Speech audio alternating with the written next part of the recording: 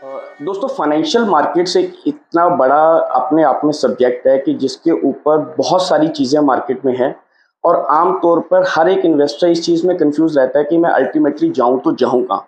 और एक आजकल हम लोगों में ये प्रवृत्ति भी आ चली है कि हम सेल्फ फाइनेंसिंग और सेल्फ इन्वेस्टमेंट की तरफ ज़्यादा हो गए हैं। लेकिन कहीं ना कहीं आज भी माना जाता है कि अगर आप जब भी कोई इन्वेस्टमेंट करते हो उसके लिए अगर किसी एक्सपर्ट की राय ले ली जाए तो कहीं ना कहीं वो आपके हमेशा काम आती है। तो फाइनेंशियल मार्केट्स और फाइनेंशियल प्रोडक्ट्स के ऊपर क्या मार्केट में मिथ हैं, क्या उनमें प्रॉब्लम्स हैं, या क्या एक इन्वेस्टर को जो डूज एंड डोंट्स हैं उसके लेने चाहिए किसी भी इन्वेस्टमेंट प्रोडक्ट के जाने के लिए।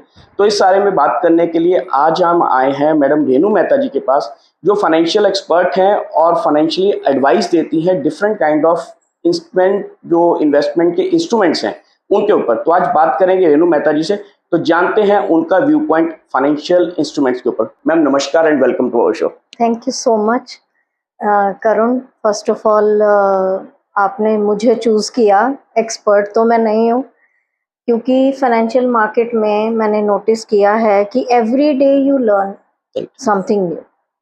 और ग्रेजुअली क्या हुआ है, मुझे बहुत अच्छा लगता है आजकल। जब हम शुरू में 15 साल पहले जब मैंने म्यूचुअल फंड्स में इन्वेस्ट एडवाइजरी शुरू की, तो हमें ये बताना पड़ता था कि म्यूचुअल फंड्स है क्या। राइट।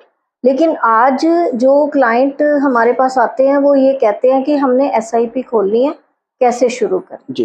तो ओवर द पीरियड जो कन्विक्शन बढ़ा है मार्केट में इन्वेस्टमेंट का, और लोगों का जो नज़रिया बदला है, मतलब हम इसको कहते हैं कि ज़माना बदल गया है। जी। ज़माना ऐसे बदला है, the way we buy things, हम कितने डिजिटल हो गए, दैट हैज़ चेंज्ड। हम the way we used to travel has changed. Right. The way we used to eat out has changed. Definitely. Everything has changed. और investment का तरीका भी change हुआ है, but not at that extent. अभी भी 180 lakh crore rupees are in FD. Right. FD में पड़े हुए हैं जी। जो कि आई थिंक इंडियन इकोनॉमी के लिए बहुत अच्छी बात नहीं है, बट स्टिल हमारी जो 22 लाख करोड़ की इंडस्ट्री थी म्यूचुअल फंड्स की, that has become now 45 lakh crore. या बट एफडी के मामले में वो अभी भी कम है जी। और इस 45 लाख करोड़ में अगर आप और थोड़ा ऐड कर लो तो स्टॉक मार्केट भी आ जाती है। तो मार्केट में पार्टिसिपेट करने के हमारे पास 3 जरिए हैं। एक तो यूनिट लिंक्ड प्लान्स की तरफ से हम मार्केट में पार्टिसिपेट करते हैं, एंड डायरेक्ट हम पार्टिसिपेट करते हैं। थर्ड, हम म्यूचुअल फंड्स की जरिए से मार्केट में पार्टिसिपेट करते हैं, बिकॉज फंड मैनेजर्स भी स्टॉक्स ही खरीदते हैं, है ना। लेकिन उनके खरीदने में और हमारे डायरेक्ट खरीदने में there is a lot of difference. अब इसमें ना मैं एक चीज़ थोड़ा सा, जो लोग शायद इंस्ट्रूमेंट्स में ज़्यादा नॉलेज नहीं है, हम थोड़ा सा ये पहले समझना चाहेंगे कि यूनिट लिंक जो यूलिप्स जिसको हम कहते हैं, और जो स्टॉक्स डायरेक्ट हैं, और जो म्यूचुअल फंड है, तीनों में बेसिक डिफरेंस क्या है और कैसे तीनों का अपना अपना रिस्क एपिटाइट है।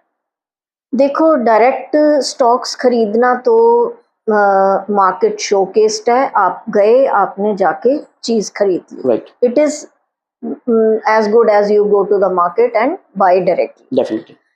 म्यूचुअल फंड्स में क्या है, स्टॉक्स हम वही खरीद रहे हैं, राइट, बट हमारा exposure at one point of time बढ़ जाता है टू 40 स्टॉक्स। ओके। मतलब अगर 1000 रुपए की हम सिप लगाते हैं तो हमारा एक्सपोजर 40 स्टॉक्स में है जी। हमें तो उसके यूनिट्स मिल जाते हैं जी। सो ये क्यों बेटर है? Because one fund manager who is expert, जो जिसका 24/7 काम ही यही है, वो आइडेंटिफाई करता है, ही हैज अ फनल जिसमें से वो शेयर्स चुनते हैं। इतने यूनिवर्स में वो 40 स्टॉक्स को चुन के लाते हैं, एंड वो रिटर्न नहीं चेज करते।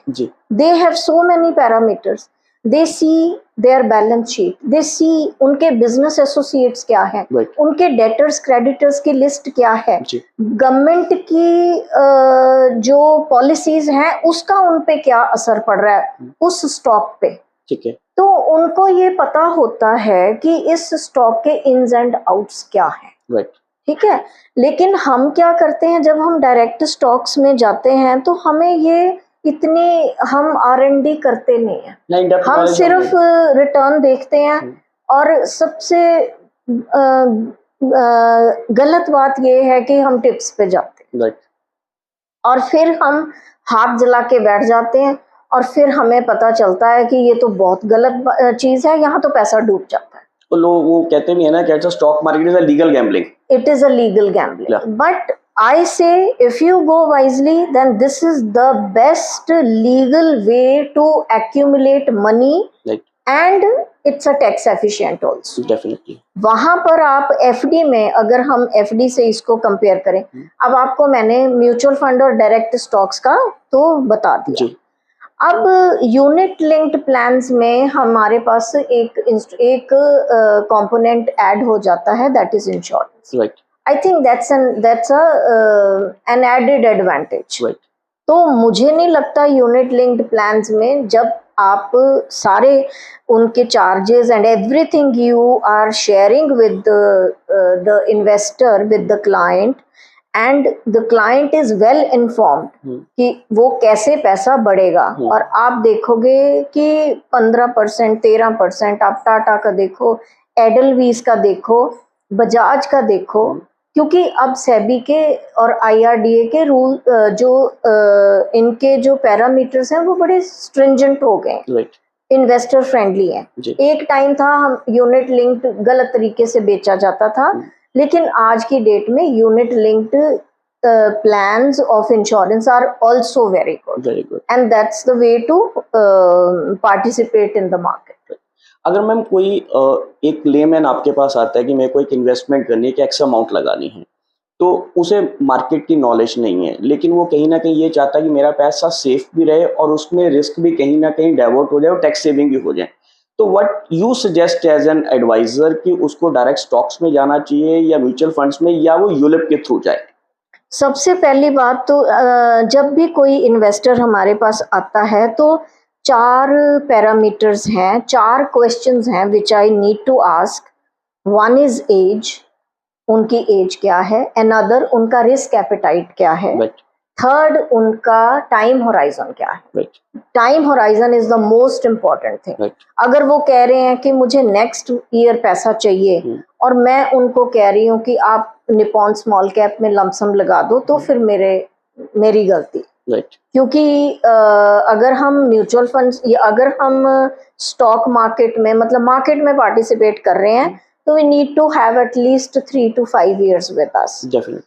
हम उनके पैसे को उनके टाइम होराइजन और उनकी नीड के अकॉर्डिंगली ट्रीटमेंट देते हैं। अगर उनको पैसा 3 से 5 साल के बीच में चाहिए, उनका टारगेट रिटर्न इज वो थोड़े FD से इधर आए हैं, थोड़ा डर भी लगता है, तो then we would like to have equity hybrid funds जिसमें इनबिल्ट है, टैक्स एफिशिएंट हैं, जिनमें इनबिल्ट है कि उनमें 30% फिक्स्ड मैच्योरिटी प्लान्स हैं, और 70% मार्केट में लगता है, और चर्निंग भी इन बिटवीन है, तो उसमें टैक्स भी नहीं लगता। तो हम इक्विटी हाइब्रिड सजेस्ट करते हैं। और अगर एज कम है, SIP कर रहे हैं, then I go for highly aggressive small cap, micro cap. क्योंकि मेरे ख्याल से जब आप आ गए हैं, आपको मार्केट की थोड़ी सी समझ भी है, तो you should go for 100% equity. क्योंकि अगर 3 से 5 साल का होराइजन है, then there is no point of going to FD। तो मार्केट के बारे में, जैसे आपने रिस्क वर्ड कि मैं रिस्क भी नहीं चाहता, तो रिस्क को मैं डिफाइन करती हूँ कि probability of loss becomes 0 with the passage of time. जो प्रोबेबिलिटी ऑफ लॉस 50% है आज की डेट में, अगर मार्केट गिर जाए, तो इन वर्स्ट सिनेरियो 50% आपका पैसा थोड़ा डाउन जा सकता है। ठीक है, Right. लेकिन अगले साल यही पैसा 40% रह जाएगा डाउन जाने में, उससे अगले साल ये 30 रह जाएगा, Right. एंड 4th ईयर में ये 0 होगा या 5% होगा, 5th ईयर में ये 1% होगा 1% होगा। विद द, क्योंकि इसके पीछे एक लॉजिक है कि हमारा पैसा लग रहा है जो क्वालिटी बिजनेसेस हैं, Right. ठीक है। आप किसी भी ऐसे बिजनेस में पैसा नहीं लगाओगे, वन, फंड मैनेजर की पॉइंट ऑफ व्यू से कर रही हूँ मैं बात, कोई भी ऐसा जो क्वालिटी बिजनेसमैन होगा वो कभी भी रिटर्न बनाए बगैर बाहर नहीं आएगा, ठीक है। तो मैं उसके, हम किस पे रिलाई कर रहे हैं, फंड मैनेजर की एक्सपर्टीज पे एंड बिजनेसमैन के बिजनेस पे, उसकी एक्सपर्टीज पे। मैम एक चीज और भी कही जाती है कि नॉर्मली जब मार्केट गिर रही होती है that is a right time to invest into the market, but वो कहते हैं कि मार्केट से निकलने का या इन्वेस्ट करने का कोई भी हर टाइम राइट होता है जिस टाइम पे आप एंटर करें। आप इसमें कितना सहमत हैं?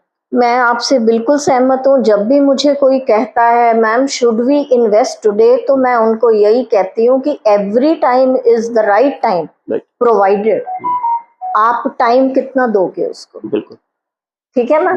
आप आज आ रहे हो 65,000 पे आ रहे हो, राइट, आप अगले 5 साल के लिए आ रहे हो, एंड आप आज लिख के ले लो कि उस दिन मार्केट 1 लाख से ऊपर होगी, तो जो मैंने 65 रुपए की चीज खरीदी वो मैं 1 लाख रुपए की 65,000 की खरीदी, तो डेफिनेटली तो I will not be at loss. तो time is not important, sorry timing is not important, giving time to invest is important. अब मैम इसमें एक चीज और है कि आजकल बहुत तरह की एप्लीकेशंस आ गई हैं जो कि आपको सेल्फ इन्वेस्टमेंट्स के लिए कहते हैं कि आप 2 रुपए में अकाउंट खोल लो, आप 1 रुपए में या फ्री ऑफ कॉस्ट अकाउंट खोल लो और अपनी मर्जी से डेली खरीद लो, डेली बेच लो।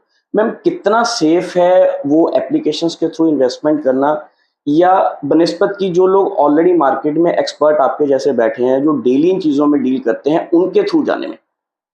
एक्चुअली क्या होता है, जब हमारा हमने अकाउंट खोल लिया, हमने इन्वेस्टमेंट कर ली, अब वन क्लाइंट केम अक्रॉस, वो उन्होंने मुझे बताया कि मैं I am very happy with Nippon AMC।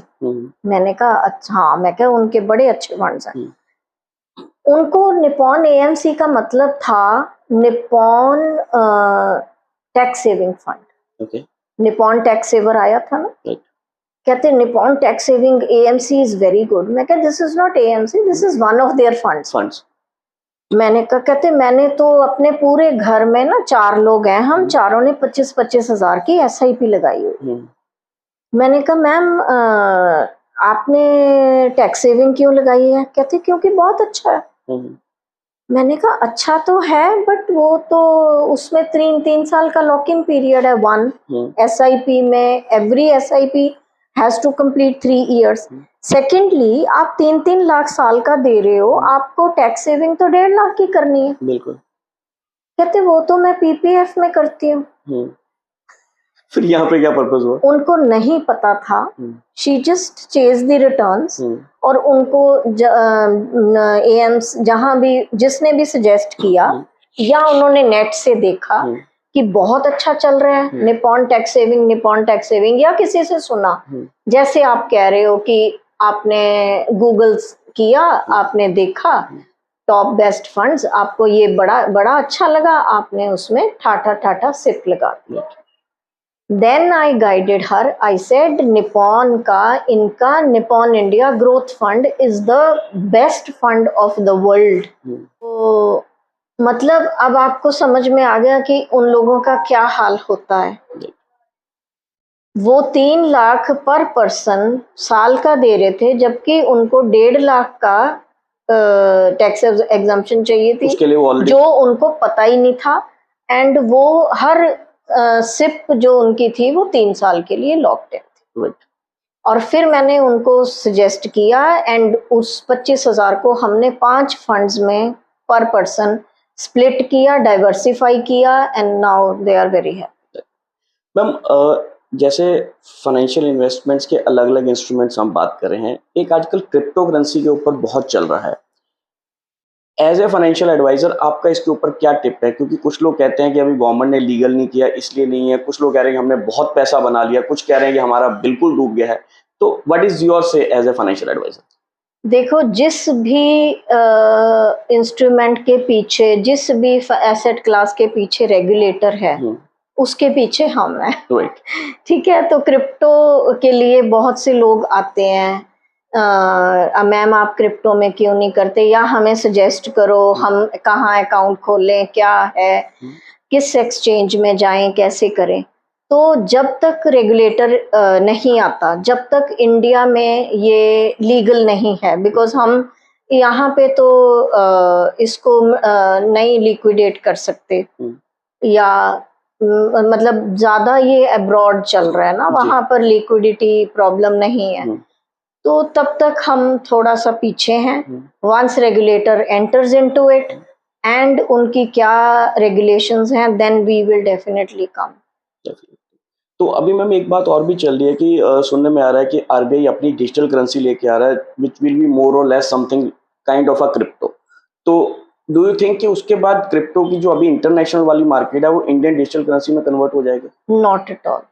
इस पे हमारे फाइनेंस मिनिस्टर ने क्लियरली वो ये करने वाले नहीं, बिकॉज उसमें क्रिप्टो में कुछ भी कंट्रोल्ड नहीं है। Right. That is uncontrolled market. Right. तो आई डोंट थिंक ऐसा कुछ हमारे रेगुलेटर्स करेंगे। राइट। तो अगर कुछ आएगा भी तो वो बहुत ही फाइनली रेगुलेटेड होगा, क्योंकि अभी तो ये जैसे बेलगाम घोड़े दौड़ रहे हैं, जिसमें से अगर 100 लोग हैं तो 10 लोगों ने ही इसमें से फायदा लिया, क्योंकि वर्चुअल दिख रहा है ना सब कुछ। आपको आज अपनी करेंसी दिख रही है, मेरी 1 लाख की 12 लाख हो गई, but once you go and get it liquidated, then I think there is an issue, क्योंकि मैंने लोगों को मतलब वाइप आउट होते भी देखा है। मैम ये तो रहा आपका प्रोफेशन जो फाइनेंशियली आप इसमें डील करती हैं। अब आपके साथ एक मैं शायद आपको आप इसको उसी तरह लें, नॉर्मली ये कहा जाता है कि क्योंकि आपके हस्बैंड जो वो चार्टर्ड अकाउंटेंट हैं, उनके पास एक सेटअप है, तो उस सेटअप का आपको कितना बेनिफिट मिलता है इस बिजनेस के लिए, या आपकी अपनी जद्दोजहद अलग से है? क्योंकि नॉर्मली ये कहता है कि एक सेटअप जब बना होता है तो आपको उसके लिए कस्टमर ढूंढना मुश्किल नहीं होता है, आपको बना बनाया कस्टमर मिलता है। इसमें कितना सच है कितना झूठ है? देखो, क्लाइंट एक्विजिशन जो चैलेंज है वो हर एक को ही रहता है। राइट। वो हमें भी रहता है जी। और रही since I am married to a chartered accountant, so basically our clients insisted us to they insisted us कि you better come into it, because वो rely करते हैं, तो under one roof every facility kind of a thing उनको मिल रही है। तो you're right कि client acquisition is not that much problem for us, क्योंकि एक बंधा बंधाया क्लाइंट तो मिल गया। बट अगर आप हार्ड वर्क और सिंसेरिटी से नहीं चलोगे तो client retention is a problem. Definitely वो आप रिटेन नहीं कर पाओगे। और विद गॉड्स ग्रेस हमारे जो 20 साल पहले हमारे साथ थे लोग, आज भी वो हमारे साथ ही हैं। तो हमने उनको सही गाइड किया है, सही टाइम पे एग्जिट किया है उन्होंने। और रादर जब वो बाहर डील कर रहे थे बैंक्स में या विद समवेयर एल्स, अभी आपने एक एग्जांपल अभी बैठे देखा ही है, तो लोग क्लूलेस घूम रहे थे and today they are very well informed. They have tell their children also कि ये हम इनके साथ डील कर रहे हैं, in case anything happens to us, तो दे आर देयर। रादर उन जो भी फाइनेंशियल जो भी एसेट्स हमारे पास हैं, उनका पूरा कंट्रोल उनके पास है। They are very well informed, even if God forbid tomorrow I am not there, they are not clueless. जिस तरह मैं लोगों को देख रही हूँ कि वो लोग, हम बहुत एफर्ट करते हैं इसके लिए, हम उनको पूरा टाइम देते हैं। मुझे लगता है क्लाइंट मिल जाना ठीक है, लेकिन रेफरल से जो काम बढ़ा है वो इस वजह से बढ़ा है क्योंकि हम सिंसियरली उनको केटर कर रहे हैं, और वो रिटेन भी इसीलिए हुए हैं क्योंकि हम सिंसियरली उनको केटर कर रहे हैं। बिकॉज मैं बोस्ट नहीं करती, but I never went out of this office करूँ, ऑनेस्टली बता रही हूँ। पीपल कम हेयर, वो अगर हमारे ऑफिस की सीढ़ियाँ चढ़ के आ रहे हैं, और जहाँ इस इंडस्ट्री में लोग उनको घर पे सर्विस देने के लिए बैठे हैं, but they are still choosing us, I think we are thankful to them.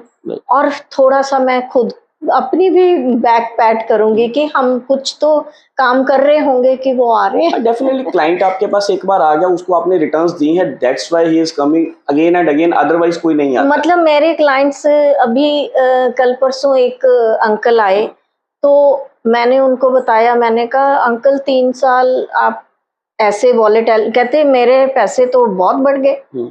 मैंने कहा ये बढ़ गए बाय चांस क्योंकि मार्केट बड़ी है, इतनी जल्दी नहीं बढ़ते, आप ज्यादा खुश मत होना, क्योंकि शुरू के 3-4 साल तो वॉलेटिलिटी रहती है, धीरे धीरे कम होती है, बट डेफिनेटली एफडी से आपको ज्यादा मिल जाएगा।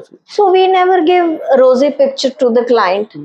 तो एक average return, double digit return आपको मिल जाएगा, that's what we tell them. और मार्केट के उतार चढ़ाव के बारे में उनको पूरी तरह एजुकेट किया जाता है, और उनकी risk appetite, age, target return के अकॉर्डिंगली उनको प्रोडक्ट हम देते हैं।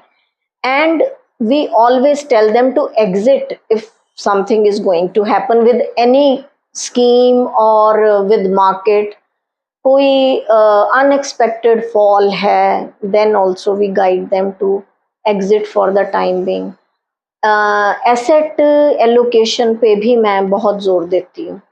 उनके पूरे पोर्टफोलियो में कई बार वो इरिटेट भी हो जाते हैं। आई कीप आर्बिट्राज, मतलब ऐसा फंड ताकि हमारा कैश पड़ा रहे एक तरह से, सो दैट हमारा पूरे पोर्टफोलियो, मतलब एवरेज रिटर्न हमारी अच्छी आती है। मैम इन सब चीज़ों के अलावा आप सोशली भी बहुत एक्टिव हैं, आप एनजीओस में भी जाते हैं, आप गेस्ट लेक्चर्स भी करते हैं, आप हस्बैंड वाइफ दोनों सोशलाइज भी बहुत करते हैं। मैम इन सब चीज़ों के अलावा इन सब के लिए टाइम कैसे निकलता है?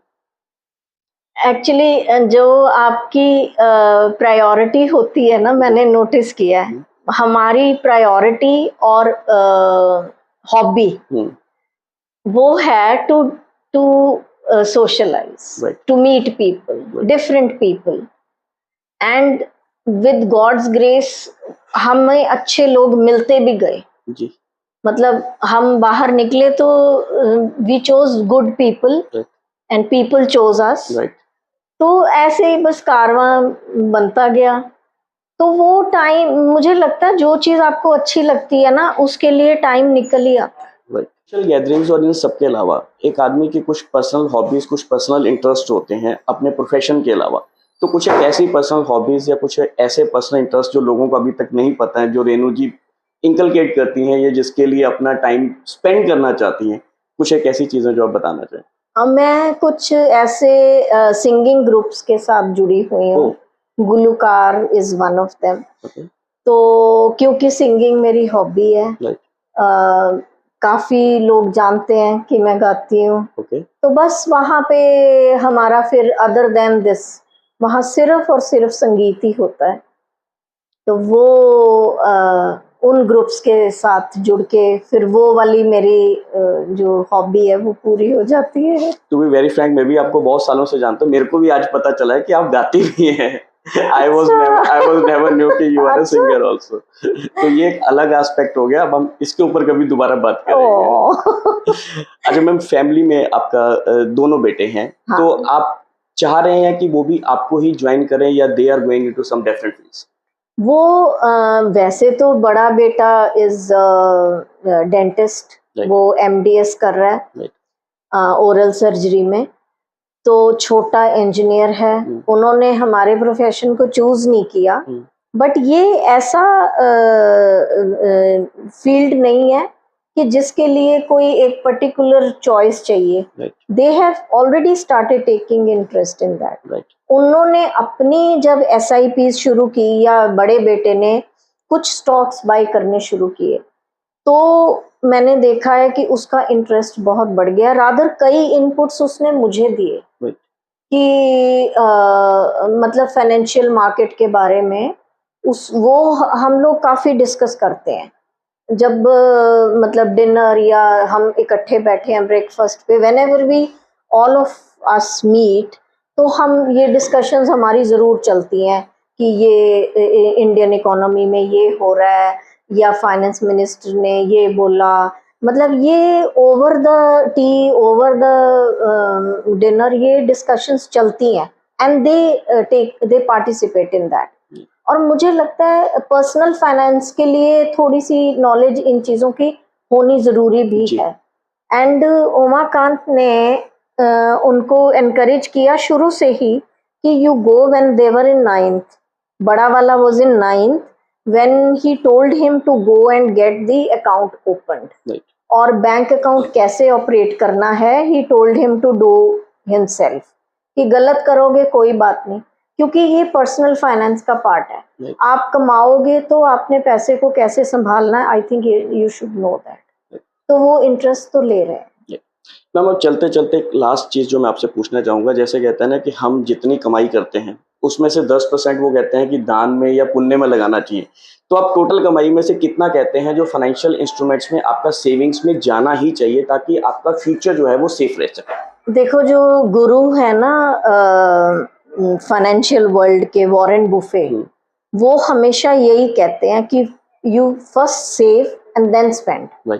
तो मैं ये नहीं कहूँगी कि इतने % जाना चाहिए, बट मैं ये ज़रूर कहूँगी कि you should start saving early, क्योंकि अगर आपने जल्दी शुरू कर दिया, थोड़ा भी किया, even if it is very small amount, percentage भी मैं मेंशन नहीं करती हूँ, then also it will accumulate like unbelievable when you need that money। और थोड़ा अगर आप अपने गोल को सेट कर लें, गोल को दिमाग में रखते हुए इन्वेस्टमेंट कर लें, तो वो जल्दी बढ़ती है। ये थी रेनू मेहता मैम, जिन्होंने हमें लगभग हर फाइनेंशियल इंस्ट्रूमेंट के बारे में इन्स एंड आउट और उसके क्या प्रॉज एंड क्या कॉन्स हैं वो बताए हैं। तो हम उम्मीद करते हैं कि इन्वेस्टमेंट से रिलेटेड आप लोगों की जो छोटी मोटी कोई क्वेरीज थी, वो डाउट्स थे, वो ज़रूर क्लियर होंगे। फर्दर अगर आप इनकी हेल्प लेना चाहें तो आप इनसे कभी भी मिल सकते हैं, इनकी डिटेल्स हम डिस्क्रिप्शन में डाल देंगे। तो आज हम लेंगे इनसे विदा, अगली बार मिलेंगे किसी और पर्सनैलिटी से, तब तक हम लेंगे आपसे और रेनू जी से विदा। Renu ji, thank you Karun, thank you so much.